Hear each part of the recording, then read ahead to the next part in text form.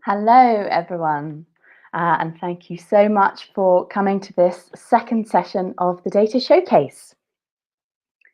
My name is Catherine Stevens, and my pronouns are she, her, and I am assistant producer here at Collider in Exeter, which is where I am today, and we are one of Swicton's partners. So just a little bit of audio description for you before we start today. I am a white woman. I'm in my mid-20s. I'm wearing a bright yellow jumper and I've got brown hair tied up in a bun behind my head. There are two purple panels on the wall behind me and a very happy looking fern plant over my left shoulder.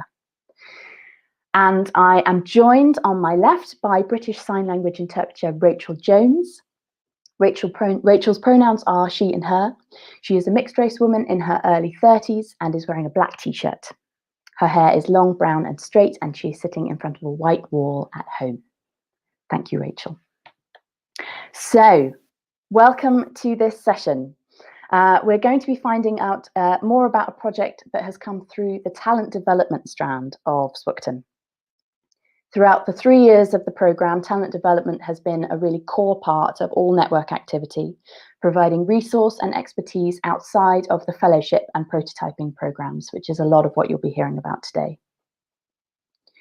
So over the 3 years, talent development has included Pay What You Decide talks, workshops and experiences here at Collider Studios. And these have been concentrating on how creative tech can be ethical, how it can promote well-being, connect us to one another, and create value. And in the summer of 2020, when we all were forced to go online, this turned into a 3-day intensive and immersive course on delivering content online. This was led by multidisciplinary artist and musician Fred Deakin for 12 of our network members, and this resulted in 4 commissions. What we're here to talk about this morning, though, is another strand of the Swicton talent development pool, and that is New Creatives. So New Creatives, which began almost exactly 2 years ago in 2019, is a brilliant project from BBC Arts and Arts Council England.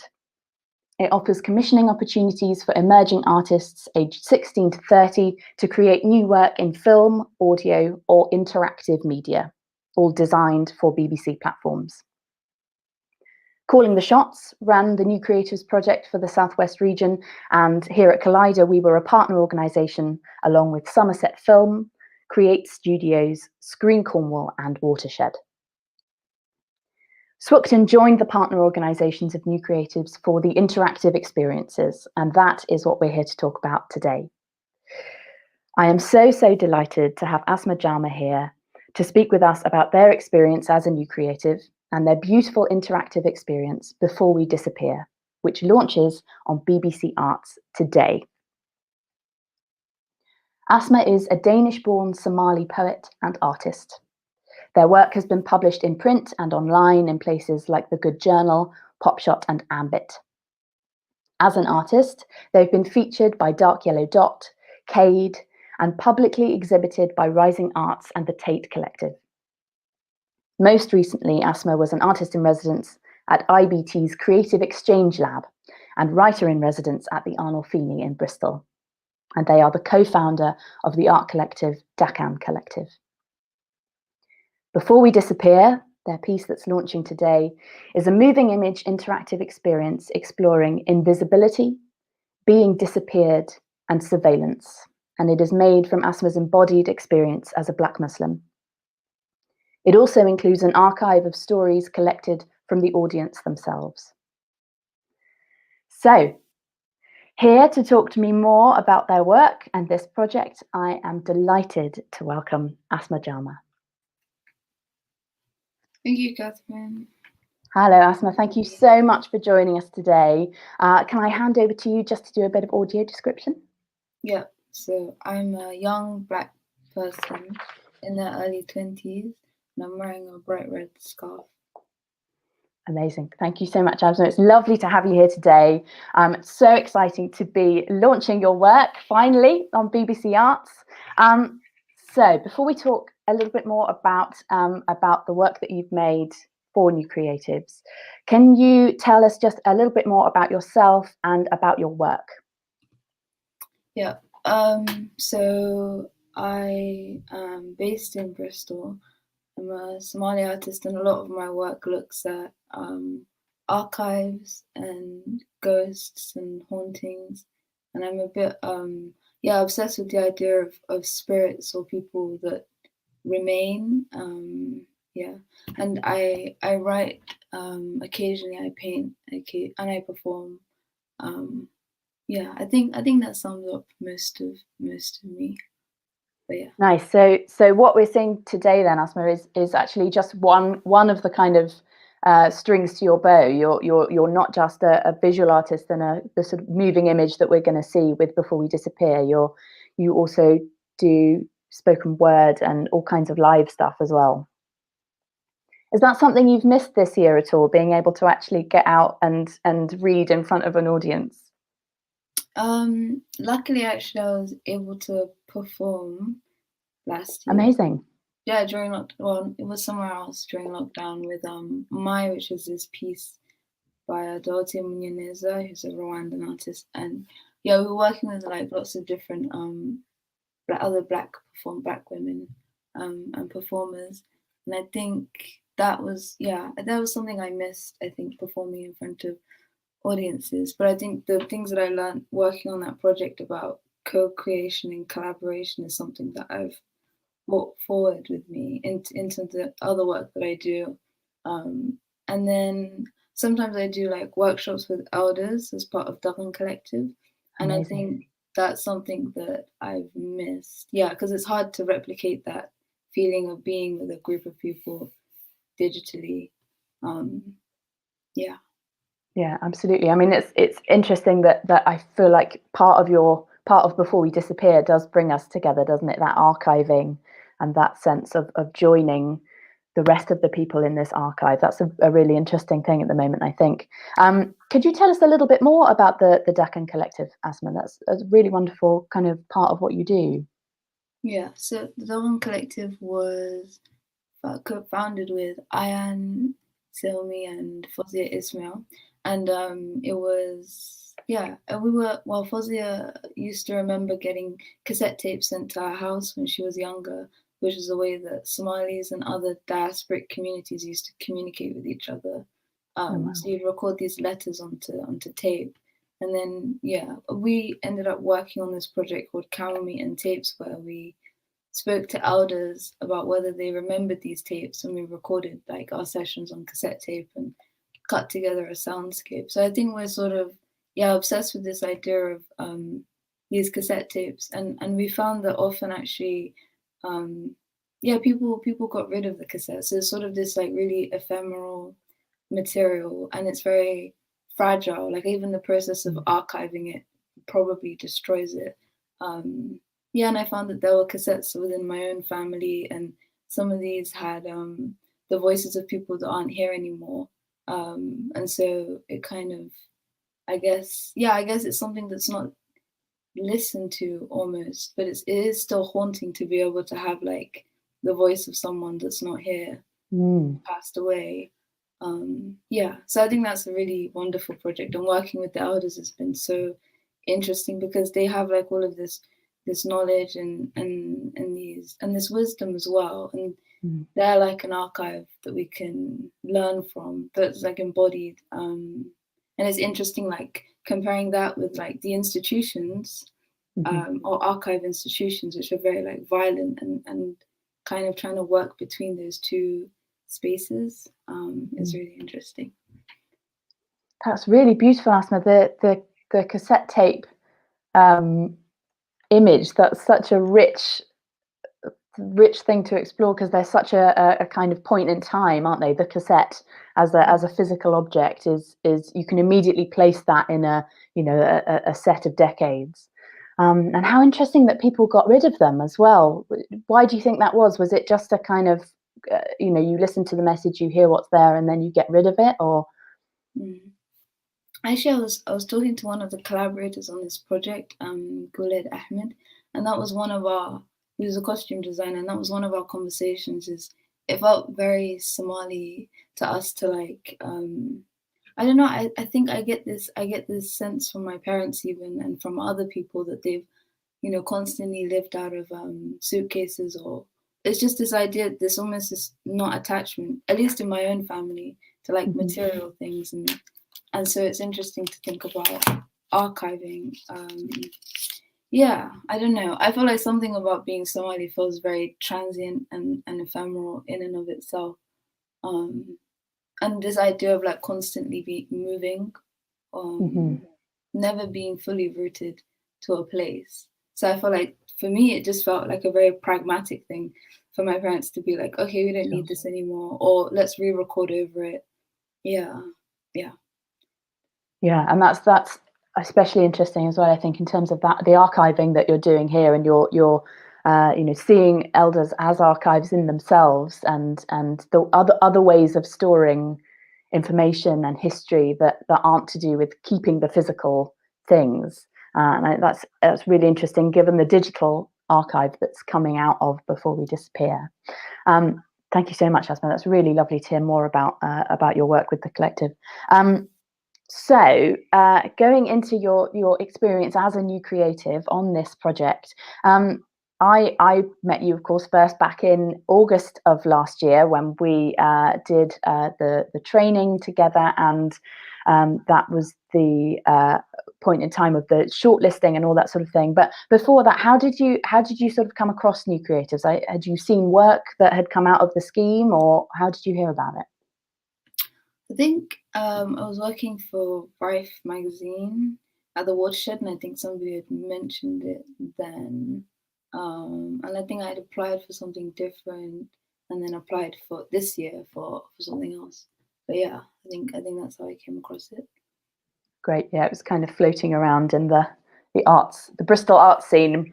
And that training that took place in August, that was, I felt like I was just getting used to sort of online work properly. I think at that point in time, we were thinking maybe things would have been opening up in September or something like that. And so having to then basically, we spent 3 days on Zoom, didn't we? Just kind of getting to know the rest of the shortlisted cohort and doing exercises together. But how did you find those 3 days and that training, and what did it take you somewhere new with the idea, or did it help you build it, or what was that time like with the rest of the New Creative list?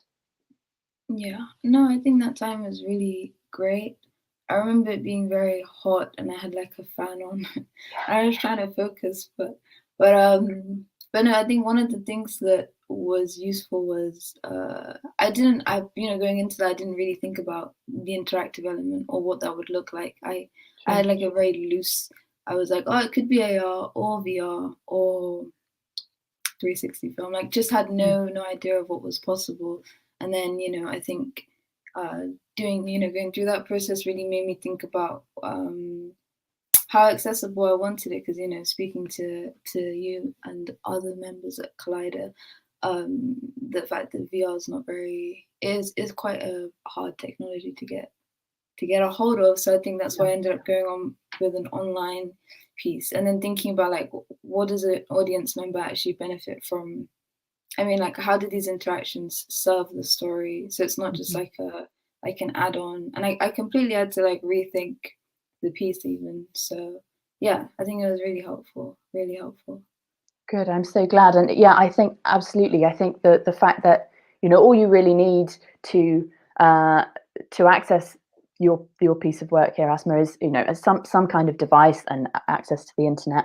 But beyond that, you know, it's a visual experience, and it's a textual experience. So people, yeah, you don't need a sort of fancy bit of kit to get involved, which I think is a really, really positive thing.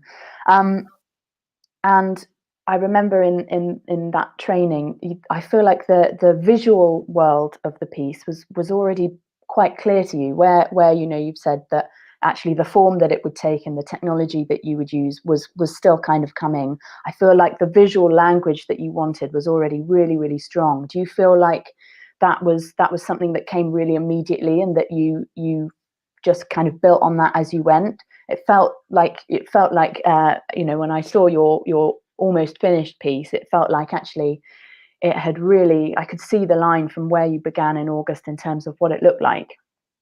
Yeah, yeah. No, I think I'm definitely a visual thinker first and foremost. And actually before, like in March, I had just been randomly like gathering this, yeah, I'd been randomly thinking about like surveillance and ghosts, and I was really moved actually when the protests were happening in America to see like Somali yeah, members of the Somali community wearing like full jilbabs and obviously the masks from COVID and protesting, and it kind of felt like I don't know, like a rudimentary, like a like anti-surveillance tool almost. So I just been gathering all of these images of like of these figures that were like veiled or wearing masks, and then there's like Balogi, who's this Belgian artist and filmmaker and musician who makes like has the most beautiful masks in his work, and so you know I was inspired by that. There's another artist called Sarah Gulami who did a piece called The Walk, where she wears like a green screen and is like both hyper visible and invisible in a space. And so yeah, I was just like coming across all of these works that like had yeah, these really interesting themes. Yeah, and I think yeah, the visuals were just like the thing I felt most confident about was how I wanted it to look or feel aesthetically. Yeah. Yeah, I've definitely felt like that's been a really strong element the whole way through for you, Esma.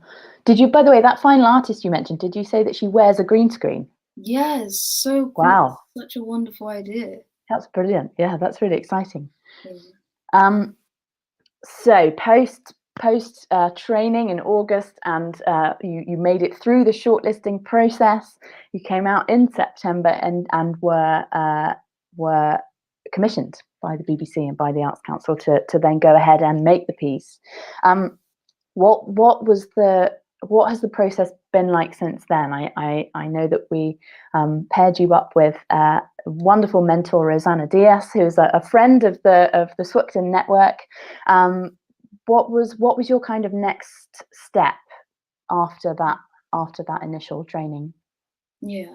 So I had a bit of a pause, I suppose. Sorry. I felt like my screen flashed. But anyway, I had a bit of a pause, and then I think we came back to it in December. And so initially it was quite I guess bewildering, like how to bring the process forward. But then I think we were thinking about because it's remote and nothing, there was very limited like in-person activity. It really freed us up to think more beyond borders and transnationally. So I was on Instagram and there was an artist that had actually inspired the mood board because like it was Guled, who's the costume designer, and he had made like this mask out of like Ethiopian call cards, like the cards that you scratch and you call back home. And I just thought it was amazing, so I hit them up to like, yeah, to collaborate, and he was very happy to. And then it was just working out, and then it was just working out insurance, and what else did we do at that time? I think also like we found the sound. That was with Ibrahim Hirsi, who's this archivist and researcher, who's also the co-founder of Web Phone, which is like a Somali archiving collective. And so that was a lot of like learning about different. I think I was looking at like Sufi Somali rituals. So there was like Mingis, which is like an exorcism ritual, and then there's Numbi, and that was a really like fun process that wasn't I don't think I'd yet gotten to writing the script, but it was just like listening to these different sounds. And Ibrahim was just really wonderful in like finding them and providing context. Yeah, so I think that was like initial conversations. And then after that, it was finding Joseph Horton, who's the web experience design and developer, and like working with him on the general aesthetics, and finding Jibril Balcha, who's the cinematographer and sound designer. Yeah, and then I think just like trying to keep that vision going somehow. But some of the things that were recurring was like this idea of glitching. Like you can see that in like the film, the way it's edited, and also in the site, and resisting surveillance in that way. And also, I think even in terms of the soundscape, like we thought about what the sound of disappearing would look like as well. And I think we were really inspired by like cassette tapes and the sounds we found in the archives, because they're so like fragile and they have like this static and they themselves glitch. So I think that was really interesting. But yeah, it was a collaborative process. I don't think it would have been possible without collaborating so well with all of them. Sure. Yeah, that is the thing I think that struck me when we went into that then the beginning of the actual production process, was that you had assembled this amazing team, international team as well, which was so exciting. And it felt like you had really done a great thing in getting these people whose work you admired and wanted to work with to then work with you on the project. I think that's in terms of the other new creative projects that we've looked at as well. I think all of the ones that have kind of had really productive processes and a really fun time have brought those teams in, and I think that was really clear from the kind of that December point that you'd brought in this amazing team. And like you say, when the sound, I think when I heard the sounds that you were thinking of, and you were pairing them with the images that you'd had way back in September, it's the world of the piece started to really come together in a really beautiful way. So to talk a little bit about the piece itself, Asma, why do you feel like this piece, why is Before We Disappear important right now? What do you want it to say right now? That's a really good question. I think for me, I think that it's perhaps less about the importance of like a single piece and more the fact that this piece is in conversation with work before it and work that will come after it. And I also think, it's an experience that, being hyper visible and being invisible at the same time is this really interesting tension, but ultimately it's about this gaze or someone watching you, and the fact that you can't control the moment that you become visible to someone and it's dangerous, or the moment that you're invisibilized, or surveillance online.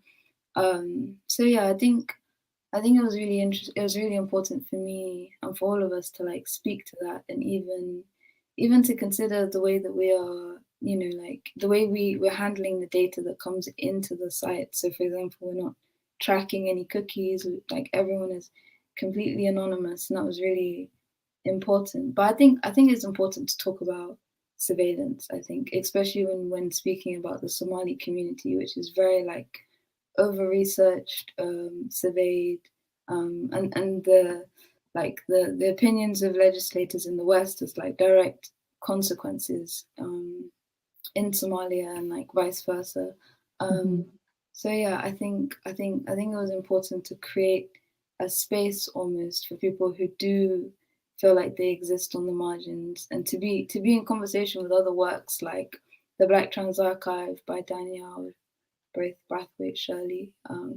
Yeah. Amazing, that's brilliant. Thank you, Asma. And it was interesting you were saying about it. You feel like this piece exists in dialogue with not only with other work that you've already done, but also with kind of your future work. What do you feel like might be next, either for the piece itself or for you as an artist? What comes after this, now that this is launched and out in the world? What's next? I mean, I think I'd like to see like how this piece settles. I'm really interested in like the ways that people interact with it, what they choose to share or not share, because I think withholding their stories is just as interesting. So yeah, I'd really like to reflect on this process and then build on some of the collaborations that I've already had, and maybe make a film with Khaled and Jibril. I also think like exploring the soundscapes would be really interesting, and thinking about other ways to like glitch, I suppose. Whether it's through a site or in VR, or I don't know. I think in Unity, yeah, where you can actually like play more of a game and perhaps be the character. That would be interesting. But yeah. Yeah, that's interesting. That starts to play with some of the ideas that you came to the training with, Asma, in terms of other tech so it's interesting that this might be a sort of part one, and then you might maybe return to some of those thoughts of how can it be a more immersive, in terms of the tech experience. That's interesting that you might find yourself picking up those threads maybe at some point. And do you feel like the archive that's attached to the end of the piece, do you feel like that might be rich in terms of the interesting stories that it might throw up? I know, as you've said, everyone's of course anonymized, and you're not keeping data on the people who are contributing to the archive. But do you feel like that's going to be rich for you going forward, or do you feel like that belongs with this piece only?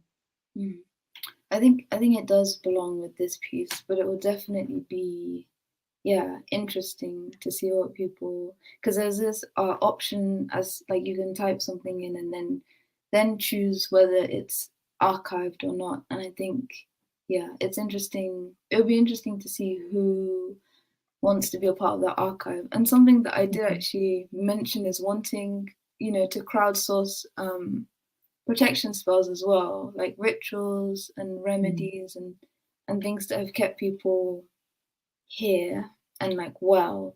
And I think that would be a really interesting thing to look at, to see what people have said are their protection spells, and maybe try some of them. But I think that's something that's really really struck me. Yeah. Yeah, absolutely. Especially as those sorts of traditions and things are history that you take with you, aren't they? In terms of going back to what you were saying about, material things. If you're a displaced person who's constantly moving, that those material things can't always come with, but those protection spells that you're looking for might be things that are handed down but aren't a physical thing. They're a moment, they're a pattern, or something like that. Yeah. So I'm afraid, Asma, we're about to actually launch the work, but just for our final question to you today, before we send people over to the BBC Arts website, is there any particular way that you want people to enter this experience? Is there any kind of final thing that you would want to give people before they go and experience before we disappear? I think I think there's like, I think maybe two groups that it is speaking to. Like the first thing is that it, centers Black people, and it is for people that exist, on the margins, to feel like it's a space for them. And for people who often, I think, like watch and consume, I think it's a real moment to like question the ways that they take things in, and question their need to survey as well. But I think the piece is very clear in like its intentions, of who it wants to center. But I think it's equally like I think it's an equally interesting experience for like, regardless of whether you felt invisible or not, But I think it will just challenge you in different ways. So yeah. Brilliant. Thank you, Asma. Yeah. I think that will be exciting. Yeah, to challenge your audience. So now is the really, really exciting part where we actually get to launch your work, Asma, and you all out there in the audience get to experience it for yourself. So Before We Disappear is live now on the BBC Arts website. And if you click the big blue button to the right of the screen, which is that way, then you'll be taken there to begin the experience. If you can't see the big blue button, please make sure you have selected booth rather than event on the top right of your browser window. Asma will be in the booth chat for the next 15 or 20 minutes or so to answer any questions you might have about the work, or to discuss it further. So please do click on the chat function to speak to them. And again, this is under booth, not event.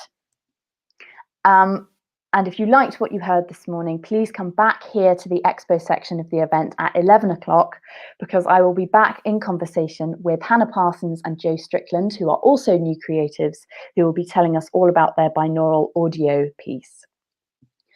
So finally, Asma, thank you so much for your time this morning, speaking about your work. It's been such a pleasure working with you over the last 6 months. It's been amazing to have you as a part of the New Creatives cohort. I think you've made something so beautiful. Thank you so much for your time, and we'll see you soon. Thank you, Catherine. Thank you. And thank you so much, everyone, for joining us. Enjoy Asma's experience now over on the BBC. We'll see you later. Thank you.